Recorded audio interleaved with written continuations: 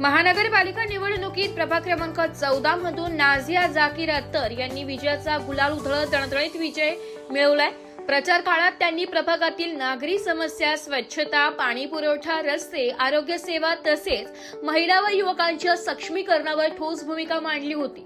घराघरात जाऊन मतदारांशी संवाद साधत सर्व समाज घटकांना सोबत घेऊन विकासाचा संदेश त्यांनी प्रभावीपणे पोहोचविलाय।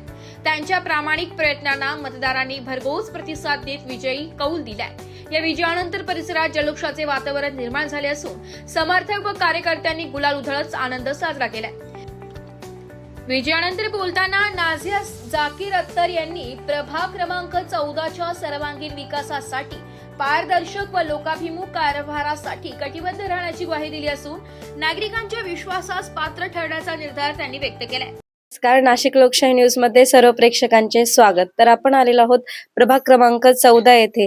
प्रभाग क्रमांक 14 मधून आपल्या सोबत आहेत नाझिया अत्तर मॅडम, ज्या की या विजयाच्या शिलेदार आहेत आणि त्यांना दणदणीत मतदारांनी विजय देखील केलेले आहेत। तर आपण बघू शकतो की येणाऱ्या काळात देखील ते त्यांच्या प्रभागाचाच नव्हे तर संपूर्ण नाशिकचा विकास केल्याशिवाय राहणार नाही। तर आपल्या सोबत नाझिया मॅडम आहेत, आपण त्यांच्याकडून त्यांची प्रतिक्रिया जाणून घेऊया। अस्सलाम वालेकुम, मैं नाज़िया जाकिर अत्तर, मैं प्रभाग 14 बो से इलेक्शन में चुन कर आई हूँ। मैं तहे दिल से लोगों का शुक्रिया अदा करना चाहती हूँ कि उन लोगों ने मुझे बहुत बहुत सपोर्ट किया और मुझे जिता कर लाया। मैं 5 साल में उनके लिए काम करूंगी, जो भी उनकी प्रॉब्लम रहेंगी उसको हल करूंगी कि नहीं, मैं करके दिखाऊंगी। 5 साल अभी भाई सपोर्ट किया, उन्हीं के लिए उनके ही से हम चुन कर आए हैं। मैं उनका भी तहे दिल से शुक्रिया अदा करना चाहती हूँ। धन्यवाद।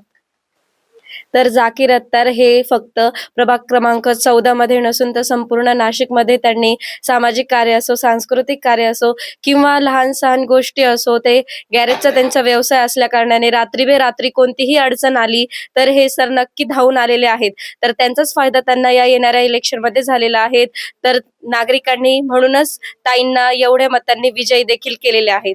तर नक्कीच ताई येणाऱ्या स्थानिक स्वराज्य संस्थेमध्ये त्यांचा झेंडा रोवतील आणि सर्व नागरिकांना समस्या सोडवून पुढे त्यांचे येणाऱ्या काळामध्ये देखील ते चांगले कार्य देखील करणार आहेत। तर ताईंनी आपल्याला नाशिक लोकशाही न्यूजला माहिती दिल्याबद्दल ताईंचे धन्यवाद। ब्युरो रिपोर्ट, नाशिक लोकशाही न्यूज, नाशिक।